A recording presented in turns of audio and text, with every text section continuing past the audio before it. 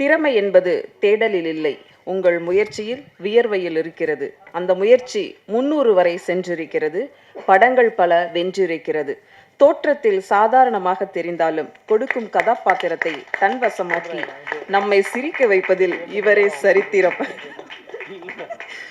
முகத்தை அசைத்தால் சிரிப்பு வெடிக்கும், அவர் மௌனமாக இருந்தால் கதையே முடிக்கும். காமெடி தளத்தில் தனித்த பாதை, தமிழ் சினிமா கொண்டாடும் புதிய கதை நாயகன். கதை நாயகர்களுக்கு இணையாக திரையில் இவருக்கென ரசிகர்கள் கூட்டம். காலம் ஒருவனை சோதிக்கும் போது அவன் துவண்டு விடாமல் சிரித்தால் அந்த சிரிப்பு வரலாறாகும். அப்படி ஒரு வரலாறு யோகி 300. அர்ஜுனன் பேர் 10. உங்களை பேச இனி பத்தாது. அழைக்கிறோம் கதை நாயகன் யோகி பாபு அவர்களை.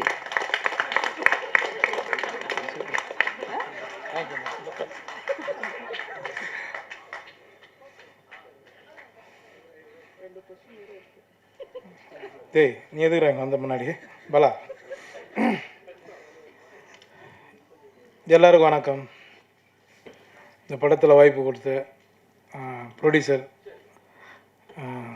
தங்கப்பாண்டியன் சார், கீர்த்திகா மேடம், ராஜ்மோகன், உங்களுக்கு ரொம்ப நன்றி. 300 எப்படா கண்டுபிடிச்சேன்? இது நமக்கு பத்தாது. நடிகராக இருந்துட்டா நமக்கு வந்து நம்மளே ஒரு நம்பர் போட்டு நம்மளே இது வந்து பெருமைப்படுத்துறதை விட காலம் கடைசி காலகட்டத்தில் சொல்லணும். நாகேஷ் சார், மனோரமா, நான் நகைச்சுவை நடிகர்னு சொல்கிறேன், எல்லோரும் சேர்த்து தான் சொல்கிறேன். அந்த இடம் அந்த லெவலில் நம்ம போகணுன்னு ஆசைப்பட்றேன், அவ்வளோதான். எனக்கு இது வந்து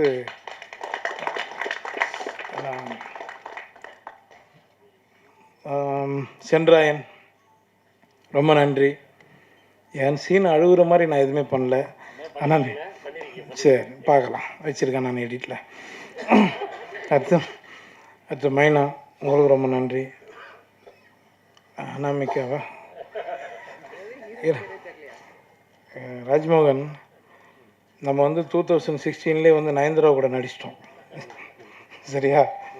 எந்த ஹீரோனி நடிக்கலாம், நம்மளை அதை பற்றி கவலை இல்லை, கதை தானே நமக்கு முக்கியம், சரிங்களா? ரொம்ப நன்றி நீங்கள் என் கூட நடித்ததுக்கு. இமான் சார் பற்றி சொல்லணுன்னா, அவர் பயங்கரமாக என்ன பாராட்டினார். நான் உண்மையிலே சொல்கிறேன், அவர் எனக்கு ரொம்ப பிடிச்ச ஒரு மியூசிக் டைரக்டர். ஏன்னா நாங்கள் வந்து பிரபு சலமன் சார் படம் பண்ணிகிட்ருக்கோம். அப்போது மேம்போ படத்தில் வந்து அதிகமாக பிரபு சலமன் சார் வந்து நானும் அவரும் உங்களை பற்றி தான் சார் நிறைய பேசிகிட்ருப்போம். ஏன்னா அந்த அளவுக்கு உங்களை பற்றி ரொம்ப பெருமையாக சொல்லுவார். நானும் அவங்க கூட பேசிகிட்ருக்கேன், பழகிட்டுருக்கேன். கண்டினியூவாக எல்லா படங்கள்லையும் என்னோடய லீடு படங்கள்லையும் நான் உங்ககிட்ட கொடுக்கணுன்னு ஆசைப்பட்றேன் சார். கண்டிப்பாக நீங்கள் பண்ணி கொடுங்க சார்.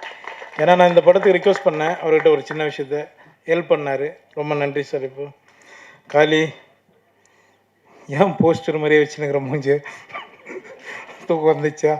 காளி வெங்கட் எனக்கு ஒரு நல்ல நண்பர், சொன்னவனே வந்துட்டாப்புல, வந்து பாபு பண்ணிடலாம் பாபு அப்படின்னாரு. அதுக்கப்புறமா அவர் படத்துலேயும் இப்போ ஒரு நண்பர் கேட்டிருக்காரு, நீங்கள் ஹீரோ பண்ணுற படத்தை. கண்டிப்பாக நான் வரும் காளி, 2 சீனாக இருந்தாலும் பண்ணி கொடுத்துட்றேன். நெத்திலன் இன்னும் எதிர்பார்த்துட்ருக்கோம். ரொம்ப நன்றி இங்கே வந்ததுக்கு, எங்கள் ஆடியோ ஃபங்க்ஷன் வந்ததுக்கு. லிரிக்ஸ் ரைட்டரு அப்புறம் நேதா சார் ரொம்ப நன்றி. Madhan sir, Ramesh sir, Soundarya madam, என்னோடய நண்பன் பொம்மநாயகி டைரக்டர் சார் ரொம்ப நன்றி. கேமராமேன் பிரதீப், எல்லோரும் ரொம்ப நன்றி. நான் இன்னைக்கு கொஞ்சம் இதெல்லாம் எல்லா மேடையில் கொஞ்சம் தான் பேசிட்டு இறங்கிடுவேன். சரி கொஞ்சம் அப்படி பேசுகிறேன், கொஞ்சம் டயர்டாக இருப்பீங்க எல்லோரும். ராஜ்மோகன் வந்து எனக்கு ராஜபாட்டிலேருந்து எனக்கு நல்லா பழக்கம், கிளப்போடு அடிச்சுருந்தான்.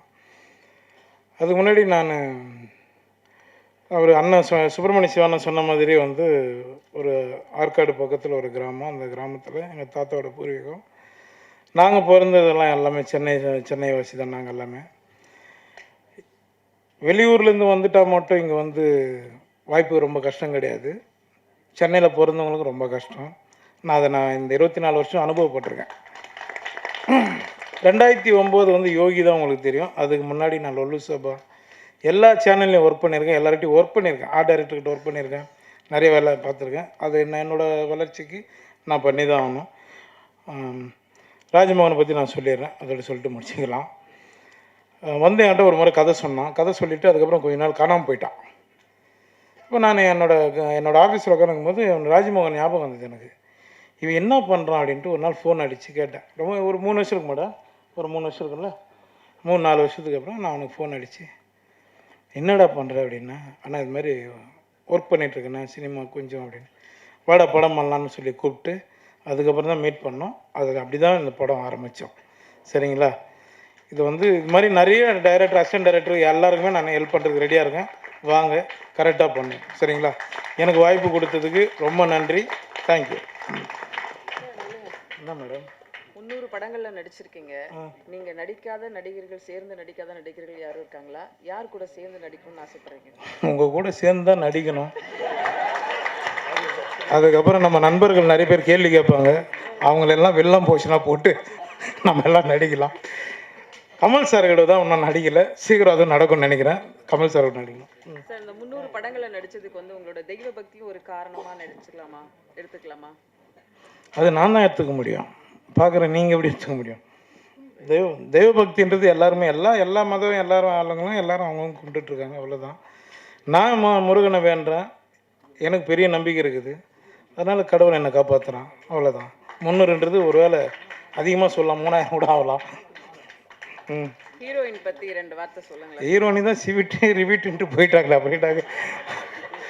ஹீரோனிக்கு எனக்கு என்னங்க இருக்குது? நான் எனக்குன்னா நான் எந்த ஃப்ரேமில் நின்னாலும், இப்போ நான் என் தம்பி ஷான் சொன்ன மாதிரி தான், எந்த ஃப்ரேமில் நின்னாலுமே எனக்கு காமெடினா தான் முதல்ல நான் அந்த முகத்தை காட்டிடுவேன். ஏன்னா அந்த காமெடி தான் எனக்கு சோறு போட்டுனுது இன்றைக்கும். அதனால் லீடு கதைக்கு நீங்கள் யூஸ் பண்ணீங்க, காமெடினாவும் என் வாழ்க்கையை நான் ஓட்டுறேன், அவ்வளோதான். வேறு என்ன மேடம்? பெல் அடிக்க சொல்லட்டுமா? உங்கள் ரசிகர்கள் 300 படங்கள் வரைக்கும் கொண்டு வந்த உங்களோட ரசிகர்களுக்கு நீங்கள் என்ன சொல்லணும்னு நினைக்கிறீங்க? ரொம்ப ரொம்ப நன்றி. இது கம்மி, இன்னும் நிறைய உங்களுக்கு நான் கொடுப்பேன். ரொம்ப சந்தோஷம். நன்றிங்க எல்லாரும்.